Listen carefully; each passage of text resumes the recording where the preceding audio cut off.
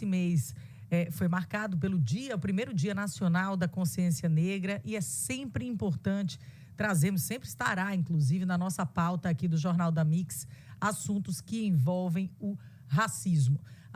O tema que a gente vai abordar hoje é a educação socioemocional como uma ferramenta de construção de práticas, postura e consciência antirracista. A gente está recebendo aqui o consultor pedagógico e sociólogo Petrônio Soares. Petrônio, seja muito bem-vindo. Bom dia, Petrônio. Bom dia.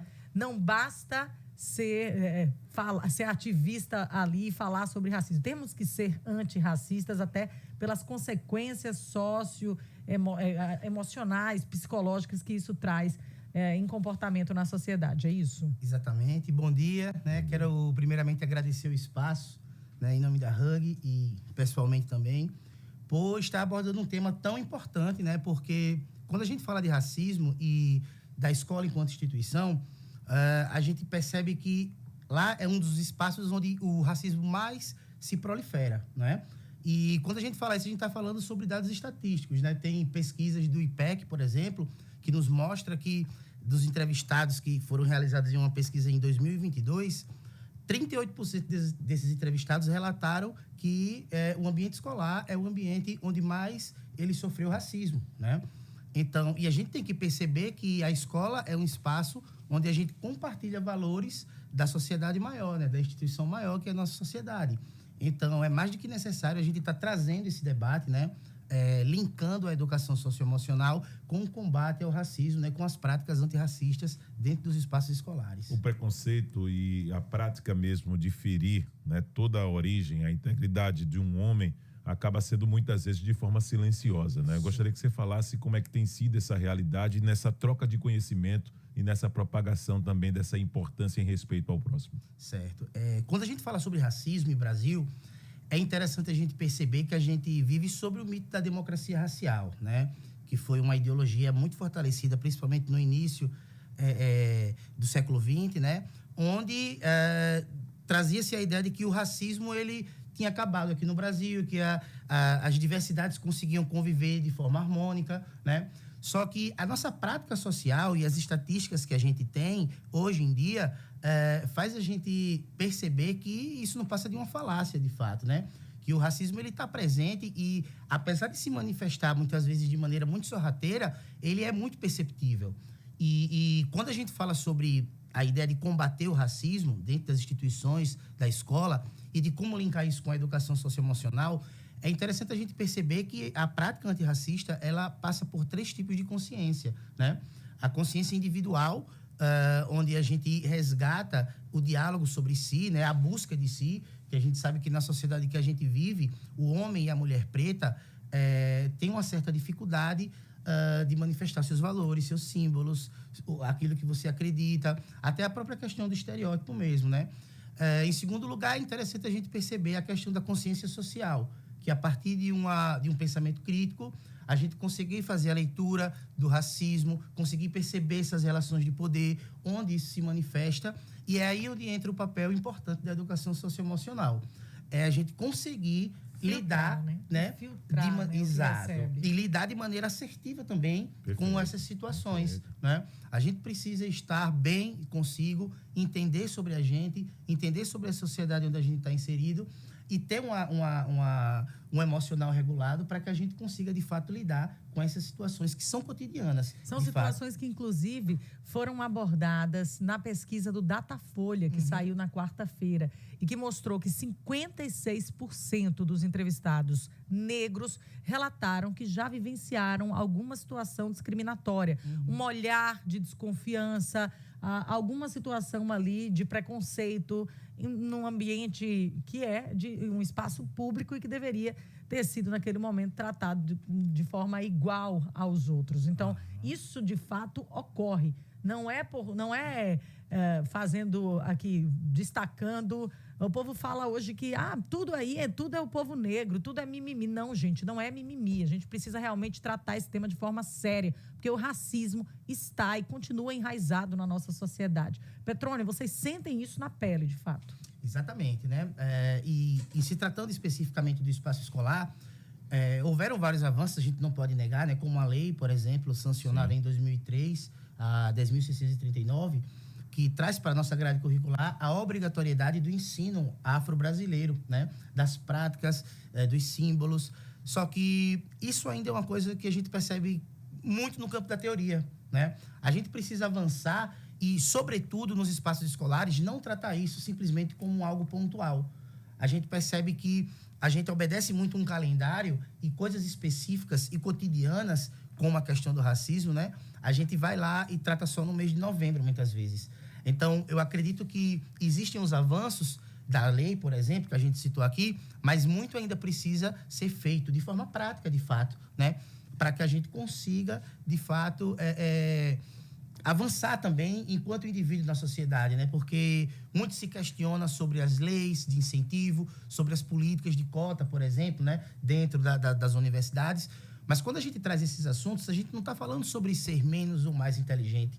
A gente está falando sobre uma largada que não foi feita por igual e que essa reparação histórica ela é necessária, né, para que a gente consiga, de fato, também equiparar isso aí. Essa analogia que foi feita, né, da largada é o retrato de tudo isso que nós estamos tentando também levar para o público. Até na maneira, por exemplo, como se coloca dentro da sala de aula, Petrônico, eu gostaria que você também compartilhasse isso com nossos ouvintes, internautas e espectadores. Quando nós estamos falando do emprego até de palavras, muitas vezes, os professores, eles precisam, por exemplo, utilizar termos que são mais adaptados a um ritmo muito igual dentro da sociedade. E muitas vezes nós utilizamos ainda resquícios de uma educação que foi dada lá atrás pelos nossos pais, pelos nossos avós, que são frases, inclusive, até racistas em determinados pontos, né? É justamente essa questão da naturalização do racismo, né? A gente vive numa sociedade, como eu tinha falado, muito alimentada por esse mito da democracia racial. Então, muitas vezes a gente acredita e naturaliza muitas expressões, muitos olhares, né? Muitas frasezinhas que a gente tem, muitas vezes, propagada pelos nossos avós e que a gente não para perceber, muitas vezes, que isso é, muitas vezes, a manutenção do racismo, a manutenção dessa questão do preconceito, né, racial. Então, eu acho que é importante a escola, enquanto um espaço de desconstrução e de construção, dialogar cotidianamente sobre isso. Porque, muitas vezes, a naturalização disso faz com que isso se perpetue. E a gente não cria um pensamento crítico sobre isso, muitas vezes. Então, é muito comum, por exemplo, você ver negros, homens e mulheres negras, muitas vezes, fazendo a manutenção desses tipos de valores, muitas vezes, porque não consegue adquirir esse tipo de pensamento crítico, que nos foi roubado, né, durante um processo histórico de formação do nosso país. Então, eu acho muito importante que os espaços, as instituições escolares, elas debatam, de fato, sobre esses pormenores, assim, né, que está em nossas práticas cotidianas, para que a gente consiga, de fato, desconstruir isso, né, e com a emoção regulada, com a regulação emocional, a gente consiga, no cotidiano e na prática, lidar com essas situações da maneira mais assertiva possível. Para quem vive as situações discriminatórias e quem convive com o racismo diariamente só pelo simples fato de entrar num lugar ou de estar sentado ali numa sala de aula ao redor de brancos, sabe bem o que o Petrônio está colocando aqui. Então, é preciso também que o que vem da sociedade, porque eu falo que é muito mais sobre os outros do que a gente mesmo, né? Infelizmente, a sociedade ainda não acordou. E aí, quando a gente fala da sociedade, obviamente, é uma parcela da sociedade. Estou dizendo que todo mundo é racista. Não existe uma parcela da sociedade que ainda precisa se reconstruir. Mas sou ousado, viu, Thaís, e dizer que é uma parcela grande. Uma parcela grande. Que ainda precisa... Que nega, inclusive, e tem pessoas isso. Que dizem assim, eu não sou racista. Que nega, mas lá que no fundo já teve algum comportamento e depois diz assim, quando se excede, diz assim, estou brincando. Não, foi brincadeira. Falei brincando. Não, falei brincando. Não sabe o reflexo que aquilo vai ter, né? Não dói na em você, vida da pessoa. Exato. Né? É justamente esse cuidado, né, que começa ali nas instituições de educação, né, nas escolas, nas faculdades, que forma ali a autoestima de quem realmente precisa lidar com o constrangimento e com esse tipo de situação, né? Discriminatória. Então, Petrônio, parabéns pelo trabalho. Eu acho que é importante essa reparação, é necessária essa reparação. O racismo vai estar sempre aqui na nossa pauta. Venha mais vezes para a gente trazer o assunto de volta. Eu acho que não podemos apenas discutir esse tema num mês ou numa semana em que falamos muito da história de Zumbi dos Palmares, da luta dos quilombos, reverência a Dandara, pelo Dia Nacional da Consciência Negra, que foi o primeiro reconhecido nacionalmente esse ano, em 2024. Então, está sempre na nossa pauta e é espaço garantido aqui no Jornal da Mix. Muito bem. Muito obrigado, Petrônio, também. Agradecer pelo espaço também, né? Em nome da Hug Education. Quem não conhece ainda o trabalho da Hug, segue lá nas nossas plataformas, né? No Instagram, lá, Hug Education, é bem fácil de encontrar, para tentar se familiarizar com esse tipo de prática, né? E de educação também, que vocês é socioemocional. Palestra, como é que vocês atuam? A gente atua desenvolvendo materiais, né? Que dialoga justamente sobre essa questão da educação socioemocional dentro das instituições escolares.